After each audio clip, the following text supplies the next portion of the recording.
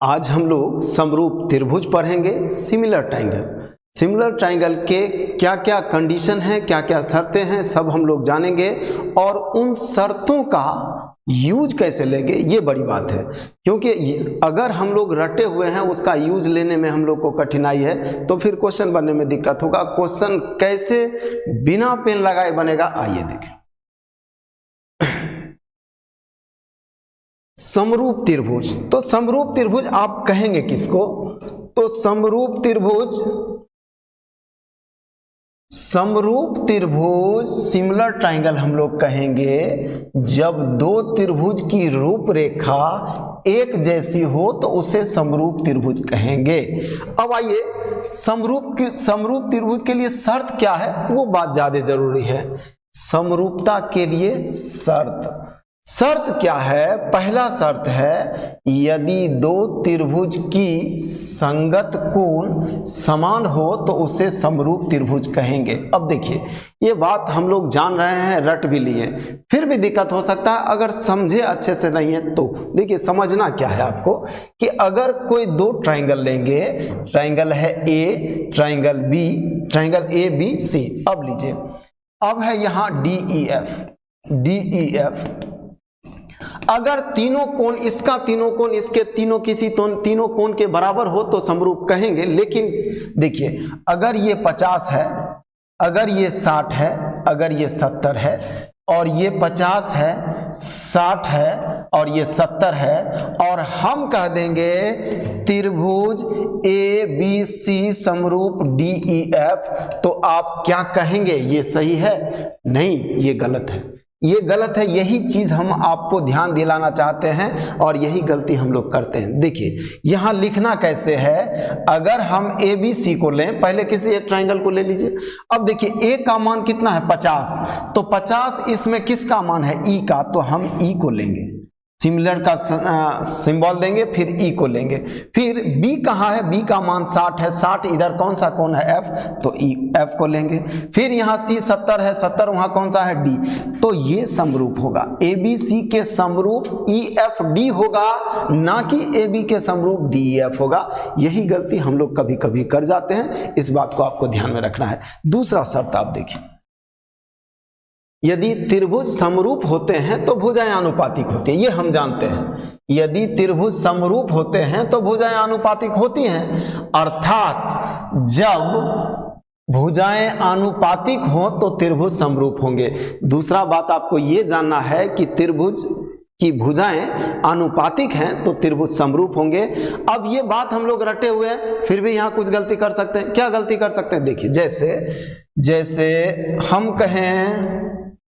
हम ऐसा कहें कि ABC और DEF ये दोनों के बारे में ऐसा दिया हुआ है। AB, इधर से हमने AB लिया और इधर से हमने EF लिया, हमने लिया EF, बराबर इधर से हमने BC लिया और इधर हमने क्या लिया? DF, और फिर क्या बचा? AC हमने लिया और इधर क्या बचा? DE। अगर ये कंडीशन दिया हुआ है तो क्या हम कहेंगे त्रिभुज ABC समरूप त्रिभुज DEF के? क्या ये हम कह पाएंगे? नहीं, ये गलत होगा। दोनों त्रिभुज समरूप है ये हम जानते हैं, लेकिन ये लिखना गलत होगा, क्योंकि कुछ ना कुछ तो नाम हम देंगे ही ना, और यही नाम लिखने में हम गलती कर जाएंगे, आगे आंसर हमारा गलत हो जाएगा, हमारा सारा कैलकुलेशन किया हुआ सब गलत हो जाएगा। देखिए ऐसे क्वेश्चन के लिए हम लोग क्या करेंगे ये आपको देखना। देखिए यहां आपको अगर लिखना है, यहां आपको लिखना है कि कौन सा त्रिभुज समरूप है, तो सबसे पहले इसको उठाइए, किसको? कहीं से एक को, AB को, और यहां क्या है? EF को। AB हमने लिख लिया, EF हमने लिख लिया। अब ABC के बाद इस त्रिभुज में बसता कौन है? C, आप C लिख देंगे, और EF के बाद इसमें बसता कौन है? D, ये लिख देंगे। बस ये दोनों समरूप होगा। अब इसमें कहीं गलती होने का कोई संभावना नहीं। वो यहां से नहीं, आप यहां से भी चल सकते हैं। लिखिए यहां आप इसको क्या लिखेंगे? BC, और यहां क्या है? DF, बी सी के बाद बचता कौन है, ए इधर ले लीजिए, तो इधर बचता कौन है, ई, वो इधर ले लीजिए। ये दोनों समरूप लिखिए। देखिए ये गलती नहीं होगा। तो आपको क्रमशः लिखना है। आपको क्या क्या ध्यान दे देना है, भुजाएं अनुपातिक है मतलब सिमिलर है, नहीं, हम लोग को सिमिलर लिखने में सावधानी रखना होगा कि कौन सा त्रिभुज नाम लें। नाम अगर उल्टा पुल्टा लेंगे तो हमारा सब कुछ किया धरा गलत हो जाएगा। अब एक और बात आपको जानना है, फिर हम लोग आएंगे सवाल पर, सवाल देखेंगे। यदि किसी त्रिभुज की दो भुजा अन्य त्रिभुज की दो भुजा के समानुपाती है, तब उन युग्मों के बीच के कोण बराबर हो तो त्रिभुज समरूप होंगे। देखिए यहां क्या कह रहा है, यहां क्या कह रहा है, इस बात को समझना है, इस बात को समझना है। ए बी सी और यहां क्या है, डी ई एफ, यहां क्या है, डी ई एफ। अगर दे दे ए बी बाय डी बराबर ए सी बाय डी एफ बराबर 1/2, मतलब इन दोनों का अनुपात बराबर दे दिया। जो ए बी का अनुपात है वही ए सी, ए बी और डी का अनुपात है वही ए सी और डी एफ का अनुपात है, 1/2 1/2। अब अगर कह दे कि ये दोनों को ये कोण भी बराबर है तो ये समरूप हो गया। ये क्या हो गया, ये समरूप हो गया, ये सिमिलर हो गया। लेकिन इसी में अगर ऐसा कहता, इसी में ऐसा कहता कि इसको बराबर ना करके ये दिया हुआ है और कहता कि ये कोण बराबर है इस कोण के, तो क्या त्रिभुज समरूप होता, नहीं होता। यही बात हम आपको समझाने का प्रयास कर रहे हैं। दो भुजा जो आप लिए हैं ना, दो भुजा जो आप लिए हैं उसके बीच का कोण जो है वही बराबर होना चाहिए। अगर वो बराबर नहीं होता है तो त्रिभुज समरूप कहना अभी गलत होगा, क्योंकि हम क्या जानते हैं, जो भुजा लिए हैं और दूसरा जो भुजा लिए हैं उसके बीच का कोण बराबर होना चाहिए, और ऐसा होता है तो त्रिभुज समरूप है। बात समझ में आई क्या? और इससे रिलेटेड जब सवाल आता है तो हम लोग कंफ्यूज होते हैं नाम लिखने में, त्रिभुज समरूप है या नहीं। क्या क्या सवाल आता है, आप सवाल देखिए, या इसको समझने के लिए एक सवाल आप यहीं ले लीजिए। सबसे पहले सवाल देखिए आपके एग्जाम में आया हुआ है, क्या आया है वो लीजिए। इसी से रिलेटेड सबसे पहला सवाल हम लोग ले लें। देखिए दिया हुआ है ये A B C D, A B C D एक चतुर्भुज है। ये कैसा चतुर्भुज है नहीं पता, ए बी सी डी चतुर्भुज है, कैसा चतुर्भुज है नहीं पता। सिर्फ हम ये जानते हैं ए सी और बी डी एक दूसरे को ओ पर काटता है, ठीक है। अब दिया हुआ है ए ओ अनुपात ओ सी। क्या दिया हुआ है, ए ओ अनुपात ओ सी, बराबर दिया हुआ है बी ओ अनुपात ओ डी, और बराबर दिया हुआ है 1/2, बराबर दिया हुआ 1/2, और ए बी का मान दिया है 16। तो पूछता है डी सी का मान क्या है। आप इस दोनों त्रिभुज को गौर से देखिए, किसको, ए ओ ए बी को और ओ सी डी को, इन दोनों को गौर से आप देखिए। इन दोनों का अनुपात दिया है ना बराबर, इन दोनों का जो अनुपात है वही इन दोनों का अनुपात है, और उसके बीच का कोण तो ये हमेशा बराबर होगा। ये शीर्षाभिमुख कोण हमेशा बराबर होगा। मतलब दो भुजा और उसके बीच का कोण, दो भुजा और उसके बीच का कोण दिया हुआ है, दो भुजाओं का अनुपात बराबर है, उसके बीच का कोण बराबर है, मतलब त्रिभुज समरूप होगा। और त्रिभुज समरूप होगा तो भुजाएं अनुपातिक होंगी। अब ये 1 है, ये 2 है, ये 1 है, ये 2 है, तो ये भी 1 होगा तो ये 2 होगा, और ये 16 होगा तो ये 32 होगा। काम खत्म है। ऐसे हम लोग बनाएंगे। आइए अब बहुत सारा क्वेश्चन हमको लेना है जो आपके एग्जाम में पूछा गया है। पहला सवाल लीजिए, और अब आगे सवाल करने से पहले कुछ बात और आप देख लीजिए, ताकि सवाल करना कितना आसान हो जाएगा। आपने शर्त देखा, आपने कंडीशन देखा कि किस कंडीशन में त्रिभुज समरूप है, और जब त्रिभुज समरूप होंगे तो क्वेश्चन को करना कैसे, ये बात जानना। देखिए त्रिभुज में नाम क्या क्या आ सकता है, तो आप कहेंगे भुजा, आप कहेंगे परिमाप, आप कहेंगे शीर्षलंब, आप कहेंगे माध्यिका, और माध्यिका, और आप कहेंगे क्षेत्रफल। देखिए भुजा, परिमाप, शीर्षलंब के साथ एक वर्ड हम जोड़ेंगे संगत, माध्यिका के साथ हम एक वर्ड जोड़ेंगे संगत। इसका मतलब हम समझाते हैं। देखिए दो त्रिभुज अगर समरूप हो, दो त्रिभुज अगर समरूप हो और दिया हुआ है उनके भुजाओं का अनुपात 2:3, तो आप बिना कुछ सोचे समझे आंसर करते जाइए।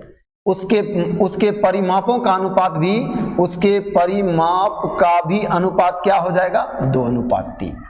उसके शीर्ष लंबों का अनुपात क्या हो जाएगा? 2:3। उसके माध्यिकाओं का अनुपात हो जाएगा 2:3। उसके क्षेत्रफल का अनुपात 2:3 ना होकर 2 पावर लग जाएगा, यही होगा। और इतने बात में आज का सारा क्वेश्चन खत्म। आपको कोई गुना भाग नहीं करना है, कम से कम समय में क्वेश्चन कैसे करना है आइए देखते हैं। यहां क्या है, आपको कहेगा 2:3 है, आपको कहेगा कि दो त्रिभुज है, इसके भुजाओं का अनुपात 2:3 है, तो परिमाप आप झट से लिख देंगे 2:3, शीर्ष लंब आप लिख देंगे 2:3, माध्यिका लिख देंगे 2:3, लेकिन क्षेत्रफल पूछेगा तो उसी का स्क्वायर कर देंगे। अब यहां एक वर्ड हम बार बार बोलते हैं संगत। संगत का मतलब क्या हुआ? जैसे ये लीजिए, जैसे ये लीजिए, अगर ये ABC है, अगर ये ABC है और ये DEF है, अगर ये DEF है और कह रहा है ABC समरूप है DEF के, तो A से अगर लंब डालेंगे ना तो यहां भी D से लंब डालना होगा, ना कि एक शीर्ष लंब हम यहां से डालेंगे और एक शीर्ष लंब यहां से डालेंगे, ऐसा नहीं कर। संगत शीर्ष लंब का मतलब आप समझ गए होंगे। एक माध्यिका अगर हम यहां से लेंगे तो दूसरा भी माध्यिका हमको यहां से लेना होगा। जिस तरह समरूप है, जिस तरह नाम लिखा हुआ है समरूप त्रिभुज का, वैसे ही आपको लेना है, इसी को संगत बोला गया है। अब अगर इतना बात आपको समझ में आ गया है कि भुजाओं का अनुपात 2:3 होने से परिमाप बिना कुछ सोचे 2:3 लिख देना है, शीर्ष लंब का अनुपात बिना सोचे लिख देना है, माध्यिका का अनुपात बिना सोचे लिख देना है और क्षेत्रफल भी बिना सोचे लिख देना है, तो समय लगेगा कहाँ? अब सवाल करके देखिए। सवाल जो आपके एग्जाम में, वो भी लेटेस्ट 2022 में जो सवाल पूछा है, उन सवालों को लेकर हम आए हैं। देखिए आपका सवाल, सवाल क्या कहता है? त्रिभुज ABC समरूप त्रिभुज DEF इस प्रकार है कि AB बराबर इतना, D बराबर इतना, तो त्रिभुज DEF का परिमाप इतना हो तो ABC का परिमाप क्या होगा? कुछ नहीं है, कुछ नहीं है। देखिए क्वेश्चन क्या बोला। हम जानते हैं भुजाओं का अनुपात क्या दिया है? 9.1 और 6.5। दो त्रिभुज के भुजाओं का अनुपात यही है ना, तो इसको जरा सा इसको शॉर्ट कर लीजिए। आप इसको हटाएंगे दशमलव 13 से काटेंगे 7 बार में, 13 से काटेंगे 5 बार में, ये 13 × 5 = 65, 5 बार में, तो भुजाओं का अनुपात 7:5 है। तो अब कहता है यदि DEF, दूसरा ये ABC है, इधर ABC है, ये BC है और इधर क्या है? DEF। तो हम जानते हैं जो भुजाओं का अनुपात होता है वही परिमापों का अनुपात। तो भुजाओं का अनुपात 7:5, तो परिमापों का अनुपात भी 7:5। अब इसका परिमाप दिया हुआ 25, इसका परिमाप क्या दिया हुआ? 25, इसका परिमाप क्या दिया हुआ? 25। तो ABC का परिमाप क्या हो जाएगा? 5 का मान 35, तो 5 का मान 25, तो 7 का मान 35। शायद इस बात को समझने में आप कंफ्यूज हो रहे हैं। आपको हम एक बार फिर से दिखा देते हैं। देखिए कुछ नहीं करना है। हमने क्या कहा? भुजाओं का अनुपात क्या? भुजाओं का अनुपात 9.1 और 6.5 है। इसको काटिएगा तो 7:5 होगा, यहां तो कोई परेशानी नहीं है। तो जो भुजाओं का अनुपात है वही परिमापों का अनुपात होगा क्या? 7:5। तो परिमाप का अनुपात तो 7:5 होगा, लेकिन इसका परिमाप दिया हुआ है 25। इसका मतलब 5 का मान 25 है तो 7 का मान 35 लिखेंगे। कुछ नहीं करना इसके अलावा, सीधा आंसर करना। आइए कुछ और सवाल देखिए आप।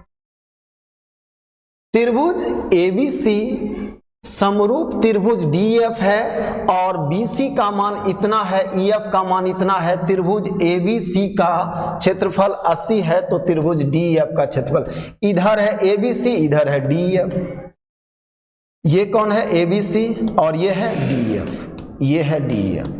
अब देखिए इसके भुजाओं का अनुपात क्या दिया है? 4:5।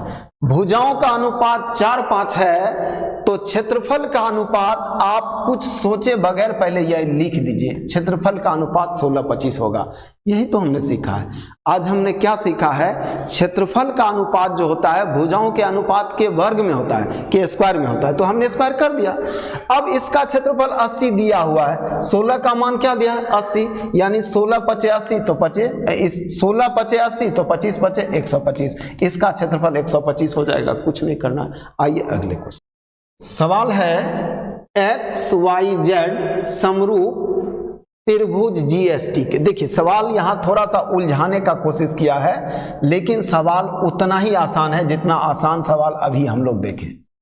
XYZ फिर दिया है क्या GST, नाम हमेशा क्रमशः लिखना है। यहां से ये माध्यिका दिया है X भी, और यहां से माध्यिका दिया है GT। अब हम जानते हैं XY बटा GS, XY बटे GS का अनुपात 2:3 है। मतलब इन दोनों भुजाओं का अनुपात 2:3 है। तो क्या आप कहेंगे कि इन दोनों भुजाओं का अनुपात भी 2:3 होगा? सभी भुजाओं का अनुपात एक ही होता है जब त्रिभुज समरूप होता है। तो इसका अनुपात जो होगा वही इसका अनुपात होगा। तो इस पूरे का अनुपात भी 2:3 होगा। यहां से आप कहिएगा YZ अब बटे ST, इसका भी अनुपात हम 2:3 लिखेंगे बिना सोचे समझे, ये हम लिखेंगे। अब हमको इसका नहीं बताना है, हमको बताना है इसके आधे का, क्योंकि माध्यिका लीजिएगा ना तो ये आधा हो जाता है। अब हमको मान किसका बताना है, Y भी का। तो Y भी जो होगा YZ का आधा होगा। Y भी क्या होगा, YZ का आधा होगा। तो इसका मान निकालने के लिए, Y भी का मान निकालने के लिए इसको आधा कर दीजिए, गुना आधा। फिर यहां SD का मान निकालना है, तो ये पूरे का क्या है, आधा है, तो इसको आधा कर दीजिएगा। तो ये जो मान निकल जाएगा, अब ये मान इसका नहीं, अब ये मान किसका हो जाएगा, तो आप कहेंगे Y भी अब बटे SD का। ऐसा क्यों किए, क्योंकि पूरा का जो मान है उसको आधा कर दीजिएगा तो ये मान हो जाएगा, और ये जो पूरा का मान है उसको आधा कर दीजिएगा तो ये निकल जाएगा, और ये हाफ और हाफ तो कैंसिल हो जाएगा, कोई फर्क नहीं पड़ने वाला है। यहाँ कोई पेन लगाने का जरूरत नहीं था, हम लोग जानबूझकर वक्त बर्बाद कर रहे हैं। देखिए क्या कर रहे हैं, एक भुजा का अनुपात ये है तो दूसरे भुजा का अनुपात वही होगा, उसके आधे का भी अनुपात वही होगा, क्योंकि इसका आधा कर रहे हैं तो इसका भी तो आधा कर रहे हैं, तो आधा तो दोनों कर रहा है, तो रेशियो तो वही रह जाएगा। दो टर्म को दोनों को 2-2 से गुना कर देंगे, रेशियो बदलेगा क्या? दोनों को हाफ से गुना कर देंगे, रेशियो बदलेगा क्या? इसका मतलब इसका भी रेशियो वही रह जाएगा, क्या, 2-3।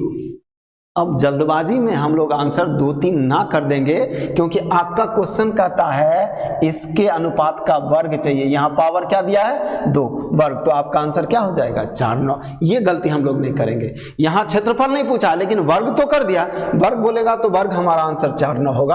अभी आप समझ गए होंगे, थोड़ा सा घुमाने का कोशिश किया, लेकिन अगर आपके पास पकड़ है तो आप नहीं घूमेंगे, आंसर फट से करेंगे। और आप समझ गए होंगे कैसे क्वेश्चन को हम लोग कैसे करेंगे।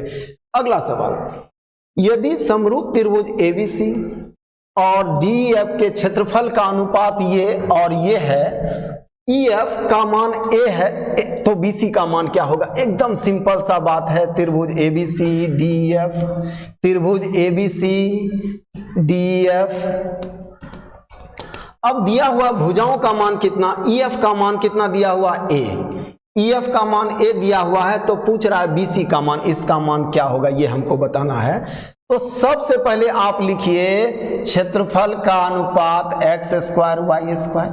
अगर क्षेत्रफल का अनुपात ये है तो भुजा का अनुपात xy होगा, ये तो बिना कुछ सोचे समझे हम लोग लिख देंगे। और इस भुजा का मान a दिया हुआ है, इस भुजा का मान a दिया हुआ है, तो x का मान पूछ रहा है, तो y का मान क्या है, x है, तो a का मान क्या होगा, x बटे y इंटू a, ये लिख देंगे, ये हमारा आंसर होगा। या आप ऐसा नहीं कर पाएंगे तो अनुपात लिख लीजिए, अगर आप इसको लिखने में आपको दिक्कत है तो ये लिखिए। हम जानते हैं भुजाओं का अनुपात क्या, x बटे y, और हम जानते हैं भुजाओं का अनुपात क्या, BC बटे A। भुजाओं का अनुपात यही होगा ना, तो BC का मान A वहां भेज दीजिए, तो क्या निकलेगा XA/Y बराबर BC। ये आपका आंसर है। आप जैसे निकालना चाहें आप निकाल सकते हैं।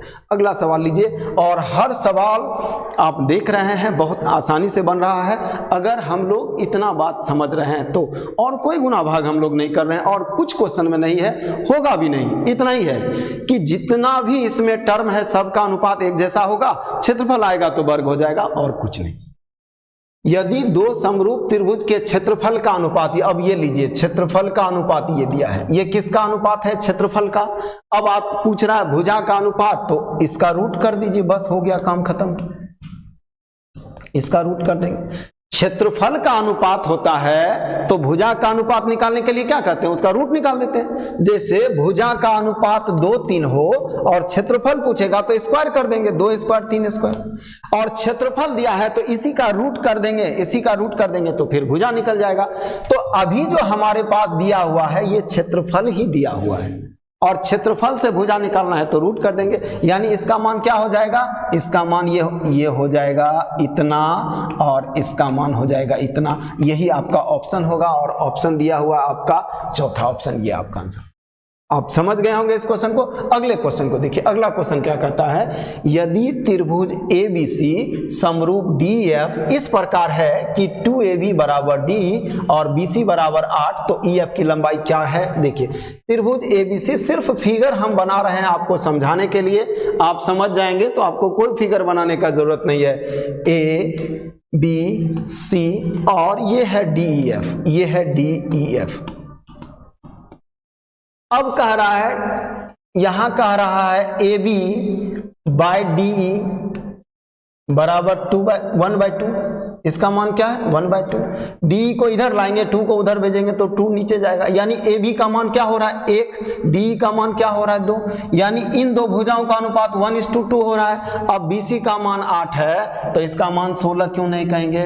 इसके भुजा से इसका भुजा दुगुना है, तो ये 8 होगा तो ये 16 होगा, और ये 7 होगा तो ये 14 होगा, ये 10 होगा तो ये 20 होगा, ये 25 होगा तो ये 50 होगा। कोई दिक्कत नहीं है, आराम से हम लोग कर पा रहे हैं। अगले क्वेश्चन को देखिए।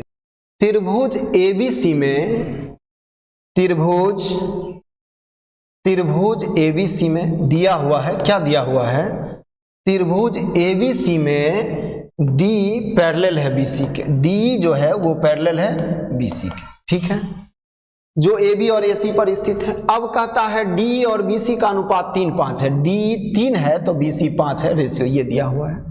अब कहता है ABC के क्षेत्रफल का DAE के क्षेत्रफल से अनुपात बताइए। कुछ नहीं, आपको क्या करना है, एक बात और आपको ध्यान में रखना है थोड़ा समय बचाने के लिए। जैसे क्वेश्चन में ये कह दे कि कोई एक रेखा खींचेंगे और इस रेखा के त्रिभुज के किसी एक भुजा के समानांतर है, तो आप कह दीजिए ये छोटा वाला त्रिभुज और बड़ा वाला त्रिभुज समरूप है, कोई माथा नहीं लगाना है। हमने एक रेखा पैरेलल खींचा ना इसके, तो 2 त्रिभुज बनेगा ना, दोनों त्रिभुज समरूप होना ही होना है। कैसे? देखिए, अगर ये समानांतर है तो ये संगत कोण बराबर होगा और ये संगत कोण बराबर होगा, और 2 कोण बराबर हो गया और तीसरा तो कॉमन ही है, तो त्रिभुज समरूप हो जाएगा। ये आपको समरूप करने नहीं लगना है, ये समरूप अंडरस्टूड है। जैसे कह दे कोई त्रिभुज है और ये रेखा इसके पैरेलल है तो त्रिभुज समरूप हो जाएगा, बस। अब त्रिभुज समरूप हो गया, त्रिभुज जब समरूप हो गया तो आगे का काम तो हम लोग बहुत आसानी से करते हैं। क्या करते हैं? देखिए, ये दोनों त्रिभुज समरूप है तो भुजाओं का अनुपात क्या है? 3:5। ये बड़ा त्रिभुज का भुजा 5 है तो छोटा वाले त्रिभुज का भुजा 3 है। अब कहता है कि उन त्रिभुजों के क्षेत्रफल का अनुपात, तो क्षेत्रफल का अनुपात 25:9 कह देने में क्या परेशानी है? जब हम ये जान गए हैं कि भुजाओं का अनुपात 5:3 है तो क्षेत्रफल का अनुपात 25:9 तो होना ही है, क्योंकि क्षेत्रफल का अनुपात उसके वर्ग के अनुपात में होगा। काम खत्म है और कुछ नहीं करना। अगले क्वेश्चन में आइए, फिर लीजिए। यहां हम लोग जो तीसरा प्रॉपर्टीज पढ़े थे ना, उसका यूज यहां होगा। त्रिभुज ABC की भुजाओं AB और AC पर 2 बिंदु D और E है, हमने लिया त्रिभुज ABC। त्रिभुज ABC के भुजाओं AB और AC पर 2 बिंदु हमने D और E लिया। अब कहता है AD बराबर है किसके? 1/3 AB के। तो यहां आप कह सकते हैं AD/AB बराबर 1/3, ये कह सकते हैं आप। फिर यहां आगे चलकर क्या दिया हुआ है, AE बराबर है किसके, 1/3 AC के, AE बाय AC बराबर 1/3 होगा। यानी आप क्या देख रहे हैं, ये भुजा और ये भुजा, फिर ये भुजा और ये भुजा, इन दोनों का अनुपात दिया हुआ है बराबर। ये किसका भुजा है, छोटे त्रिभुज का, और ये किसका भुजा है, बड़े त्रिभुज का।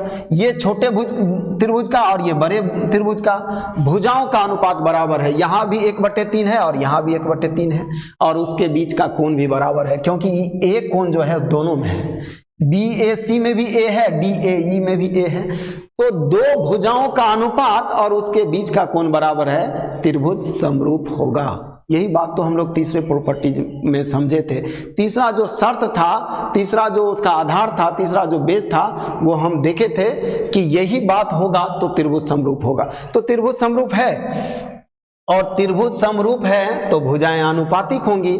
ये भुजा 1 है तो ये भुजा 3 है, ये भुजा 1 है तो ये भुजा 3 है, ये भुजा 1 होगा तो ये भुजा 3 होगा, और इसका मान 15 दिया हुआ है। इसका मान 15 और ये 1/3 होगा, 1/3 का मान 5 हो जाएगा, क्योंकि ये भुजा 1/3 है। आसानी से हम लोग आंसर कर लिए, कोई गुना भाग नहीं है। ज्योमेट्री का क्वेश्चन करना यही तो अच्छा है कि यहाँ अगर हम लोग जानते हैं क्वेश्चन करना तो बिना समय बर्बाद किए क्वेश्चन कर सकते हैं, बिना कैलकुलेशन के क्वेश्चन कर सकते हैं। अगर नहीं जानते हैं तो क्वेश्चन करना बहुत मुश्किल है। अब हम लोग आते हैं नेक्स्ट क्वेश्चन, और ये बहुत अच्छा सवाल, ये अभी तक जितना क्वेश्चन हम लोग पढ़े हैं सबसे ज्यादा बार पूछा गया है। ये सवाल एसएससी में कम से कम 10 बार पूछा गया है। देखिए सवाल क्या है, त्रिभुज ABC में XY समानांतर है BC के, तथा इस त्रिभुज को दो समान क्षेत्रफल वाले भागों में बांटता है। BX और AB का अनुपात है, BX और AB का अनुपात है, कुछ नहीं है। देखिए सबसे पहले क्या है, त्रिभुज का नाम लीजिए, त्रिभुज फिगर बनाइए, नाम है ABC, नाम है ABC, और एक रेखा है XY, इसको दो बराबर क्षेत्रफल में बांटता है। अगर इसका नाम X है, इसका नाम Y है, तो XY इस बड़े त्रिभुज को दो समान क्षेत्रफल में बांटता है। मतलब इसका क्षेत्रफल x वर्ग मीटर होगा तो इसका भी क्षेत्रफल इसका भी क्षेत्रफल x वर्ग मीटर होगा। तो बड़े त्रिभुज का क्षेत्रफल कितना होगा, तो 2x वर्ग मीटर होगा।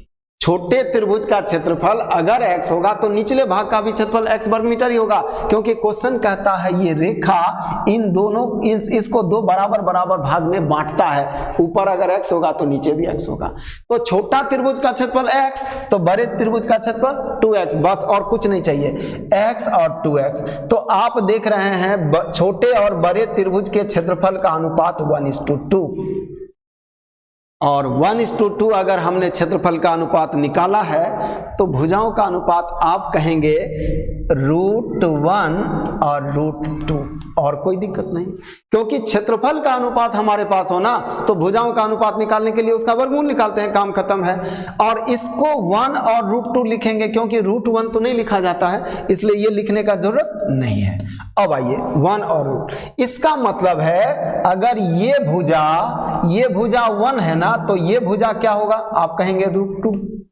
ये भुजा यहां से यहां तक अगर 1 होगा, छोटा भुजा 1 होगा तो बड़ा भुजा क्या होगा, √2। छोटा भुजा 1 होगा तो बड़ा भुजा क्या होगा, √2। ये आप समझ गए, इसको हटा देते हैं, इसको अब हटा देते हैं। अब पूछता है किसका अनुपात, BX। अब अनुपात किसका पूछता है, BX। अब अनुपात किसका पूछता है, BX और AB।